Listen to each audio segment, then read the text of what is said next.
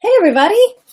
Happy third. Oh, you say I just said happy Thursday. You like that? Happy Tuesday. Today I'm talking about fear. Melissa, I posted earlier today, kind of wanting to brainstorm topics around what you'd like to see in these videos. I've been showing up every day, not including weekends. Maybe there was 1 or 2 weekdays in there that I didn't show up, but I really committed to try to showing up I committed to showing up every day for 30 days. I amended that to kind of take the weekends out of it because weekends were ending up to be kind of tough. Excuse me. And every day I'm showing up and kind of sharing a new idea, a new theme, talking about a new theme, addressing a question, and really just trying to share the way that I see things with hopes that it will trigger in you new insight. Again, an insight is a thought that you feel. An insight completely changes how you see the world. And hello there, Miranda. And if I can share an idea around something that helps you, then awesome. At the same time, it's giving me a chance to connect with some new people, and it has been really special. There are a good handful of you that have shown up like really consistently for these, and it's meant a lot, and I hope it's been serving you these little nuggets. And as always, I encourage you to reply in the comments with questions, reach out to me directly via email or messenger on Facebook, and tell me what you're thinking about, what's on your mind, what's coming up, so that I can use that for inspiration for upcoming episodes.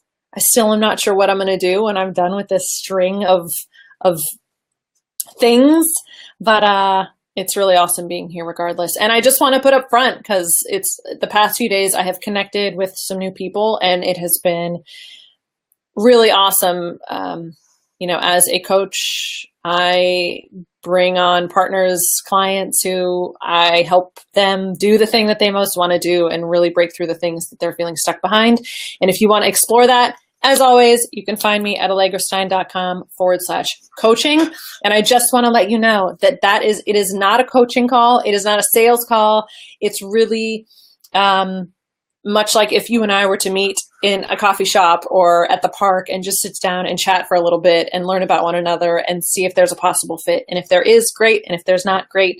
But I just like putting that out there that I would love to connect with you if it's even in your mind that you'd like to explore this a bit more deeply for yourself. So I'm going to go ahead and get started, because today's topic is about fear and how to desensitize ourselves to it. So I have 3 things that I want to share with you around fear. The first is, where does fear come from? Like that emotion, right? If the emotion is the feeling that we have in our bodies that we then label as fear, where does that come from? And if you've been watching, you know that I believe that feeling is thought, that we feel thought as it passes through our consciousness, much like sitting in a movie theater and watching a movie, that if the thought passing through in that moment that we are shining a light on is a fearful thought, we're going to experience fear. So when you say like, oh, I have a lot of fear around something, my understanding and the place that I come from is that, well, yeah, there's an emotion there that you're experiencing because of whatever thought is passing through you in that moment. And the really cool thing about kind of connecting those dots is also realizing that thought passes. Thought moves through us like a river. And we can know this because on any given day, we can look at our desk. I can look at my desk and have a neutral sensation about it. And the next day I can look at my desk and feel agitated and frustrated because it's not cleaned up. The only thing that's changed is not the desk, it's my thinking about the desk in that moment. So that's the first place I'd love to that I would explore with you, and Melissa specifically. Hopefully you get a chance to watch. Like, just knowing that the fear comes from thought and that thought changes in any moment. Again, that doesn't take the fear away. That doesn't mean that the fear not's there, but it changes your relationship to the fear, because we can think that the fear is telling you something about the world, that the fear is coming from whatever idea it is that's kind of freaking you out. But if you can start to play with the idea that no, that emotion of fear is all it's telling you is about the thought that's passing through in that moment, I personally find that very freeing, and it takes the edge off from like trying to fix something out there to just be like, oh, I feel fear right now. And it's because of whatever fearful thoughts passing through, and it's going to pass. And it's not telling me about my decision or the thing that I'm going to try or the result or the other people or whatever the thing is. It's just telling me about my thought in that moment. So that's the first thing I'd love to know. Again, and if you're watching, what's coming up for you? What are you hearing in that? Please share it in the comments. Second, and I'll hide this so you don't have to see that word on there. The second thing about fear, and the question specifically was like, how do I desensitize myself to fear? And I've answered this before, and I wish it was easier, but it's kind of like saying, how do I get used to jumping off the diving board? Let's say that was the thing. How do I desensitize myself to the emotion I feel around jumping off the diving board?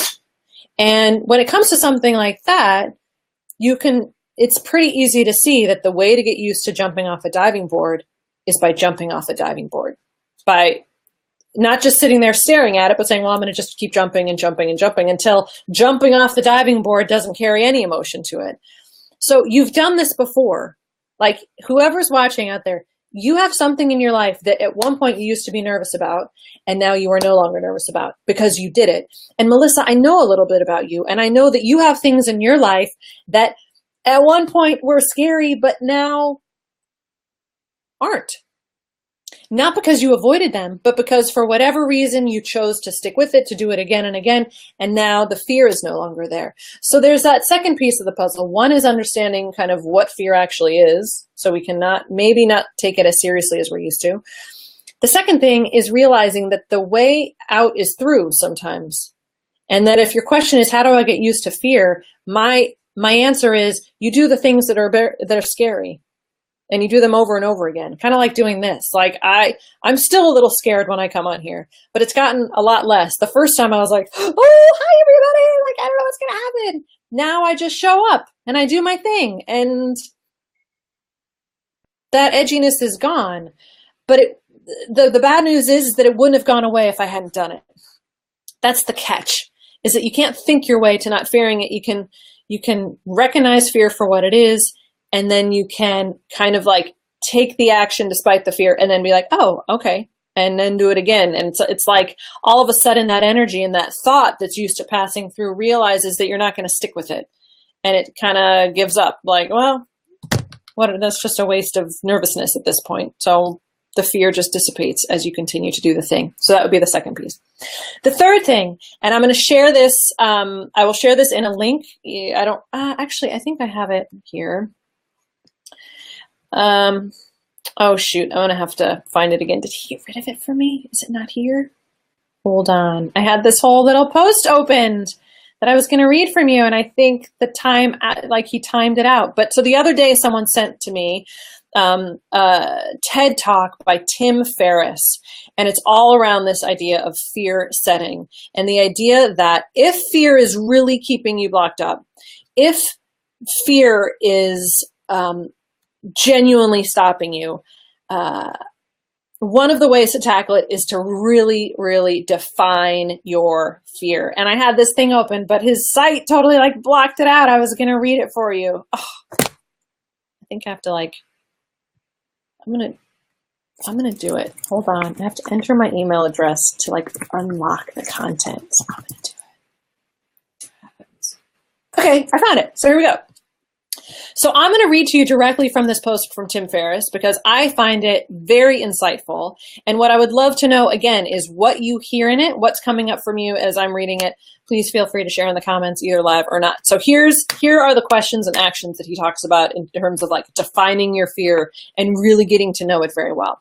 So the first question is, define your nightmare, the absolute worst that could happen if you did what you're considering. What doubt, fears, and what ifs pop up as you consider the big changes you can or need to make. Envision them in painstaking detail. Would it be the end of your life? What would be the permanent impact, if any, on a scale of 1 to 10? Are these things really permanent? how likely do you think it is that they would actually happen? So that's the first thing you can do if fear is genuinely something you want to hold on to and really get to know. Second thing, what steps could you take to repair the damage or get things back on the upswing, even if temporarily? Chances are it's easier than you imagine. How could you get things back under control? So let's imagine that your worst case scenario comes to be, what could you plan for just to make sure that it kind of comes back to neutral? Again, if you're just checking in, all of this that I'm saying is credited to Tim Ferriss. Number 3, what are the outcomes or benefits, both temporary and permanent, of more probable scenarios? Now that you've defined the nightmare, what are the more probable or definite positive outcomes, whether internal, so like confidence and self-esteem, or external? What would the impact of these more likely outcomes be on a scale of 1 to 10? How likely is it that you could produce at least a moderately good outcome? Have less intelligent people done this before and pulled it off? So that's a great one. Like sometimes we have these imagined scenarios that just, when we really look at it, we can say the chances of that happening are probably pretty small. Even if it did happen, here's all the things I could do about it. And there's a greater chance that actually these good things could happen. Yeah, I love this so much. Okay. What are you putting off out of fear? This one is huge. What are you putting off out of fear? Usually what we most fear doing is what we most need to do. That phone call, that conversation, whatever the action might be. It is fear of unknown outcomes that prevents us from doing what we need to do. Define the worst case, accept it, and do it. All right, so I'll repeat something you might consider tattooing on your forehead. What we fear doing most is usually what we most need to do. As I've heard said, a person's success in life can usually be measured by the number of uncomfortable conversations he or she is willing to have. Resolve to do one thing every day that you fear. Yeah, that's awesome. So if you're watching, Melissa, you're here. I'm totally speaking to you. I wonder if you've been able to see this from the beginning. Oh, I would love to know, because this one was inspired by you and you made it. So I don't know if you're watching from the beginning, but if you haven't, go back. Please share what you're hearing in the comments, because again, it's not about what I'm saying. It's not about what Tim Ferriss is writing that I'm reading to you, but about what you are hearing in it. So let me share kind of his last 2 tips. What is it costing you financially, emotionally, and physically to postpone action? Don't only evaluate the potential downside of action. It is equally important to measure the atrocious cost of inaction. If you don't pursue those things that excite you, where will you be in 1 year, 5 years, 10 years? How will you feel having allowed circumstance to impose itself upon you and having allowed 10 more years of your finite life to pass doing what you know will not fulfill you? If you telescope out 10 years now and know with 100% certainty that it is a path of disappointment and regret, and if we define risk as the likelihood of an irreversible negative outcome, inaction is the greatest risk of all. Incredibly powerful. And finally, number 7, what are you waiting for? If you cannot answer this without resorting to the previously rejected concept of good timing, the answer is simple. You are afraid, just like the rest of the world. Measure the cost of inaction, realize the unlikelihood and repairability of most missteps, and develop the most important habit of those who excel and enjoy doing so. Action. Credit to Tim Ferriss. It's awesome. Thanks to Chris Fowler, who sent me his original TED Talk about this, which I will share in comments on my page so you can find it after the video. But I can't say it any better than that. I just think it's brilliant. I've learned from reading that out loud. Like, I'm going to bring those tools into my toolbox when someone's like, I'm afraid of things. Because here's the thing. We sometimes use fear as a crutch. Like, I'm afraid. I have fear, so I can't do it. Or there's just this fear there. And if that's legitimately what you want to hold on to, if that is really going to be the thing, then you got to be willing to look at it through a very clear lens and spend time with it and define it and get to know it. Because here's the thing, when you actually apply those questions and you ask them of yourselves and what you think is holding you back, you realize that it's not it, that it doesn't have the power over you that maybe we've assigned it, whether it's for days or weeks or years. The willingness to kind of look at things and run it through those series of questions diffuses that bomb. Right? It takes that flame and actually realize it's just a teeny tiny little spark. And I would love to know kind of if you are willing to take some of this and apply it to your stuff and come back and share it with me or share it with the group, that would be awesome. So before I leave, I can see a few of you are here live. Are there any comments, anything coming up for you, any resistance, any challenges? Please feel free to post them while I'm still here. Anything? It's kind of quiet, which is kind of bumming me out because I'm so into this idea. Melissa, thank you for the inspiration. But again, if you're not watching live, I'll go back and hear from the beginning. All right, so Melissa, I'll challenge you. Go back and listen from the beginning and share your thoughts in the comments. You've been really good about sharing those even after I'm live, and I'm coming back and following up with those. It is good stuff, but it's also edgy stuff, because I know that fear is something that you're really spending some time on. And I guess if you're here, it means you're willing to be on that edge a little bit. And being on your edge might be calling your fear to task a little. And these exercises and these questions and these ideas are going to do that. And if you're willing to do that, it means that you're willing to kind of see what's on the other side of it, which could be taking more action and seeing what happens when you do rather than think about the doing. And I can want that for you, but for those of you who are here, like, you have to want it for you. I was talking with someone today about, possible coaching partnership, and I really had to impress upon her, like, this isn't about what I want. Like, when I'm working with someone, it's not what I want, it's what you want. And what do you want? And that's where it starts. And so allow yourself to have that any energy, I'm like, yeah, do it. This is great. It doesn't matter if you just click stop and don't do anything with it. Like, stay in the game and be willing to play. Hi, Laurel. I'm glad you're here. I'm almost done, so I'm going to be signing off, but I would love you also have been just so supportive of these. If you want to listen from the beginning and share your thoughts in the comments, I'll be back throughout the day and into tonight and tomorrow. Also, here's a question that I'd love to ask, for those of you that are here, is I kind of want to know, what questions do you have about coaching? This has come up with a couple of women in a mastermind group I'm in around. Like, I'm curious. Like, I don't talk much here about what I do, but I'd be curious what questions you have about coaching in general, and like what it is, and if you have experience with it and what you think it is. And yeah, so feel free to share those questions in the comments, or send me a message, or post about them on the page.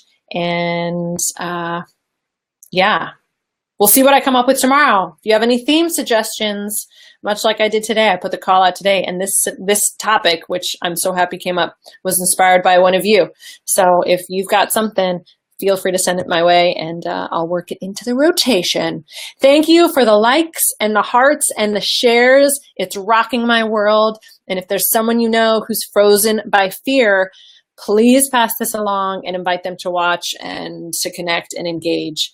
Because yeah, I'm totally into what came up today. Thanks to you. Thanks to the Tim Ferriss blog I read. And I wish you guys a fabulous rest of your Tuesday. Bye.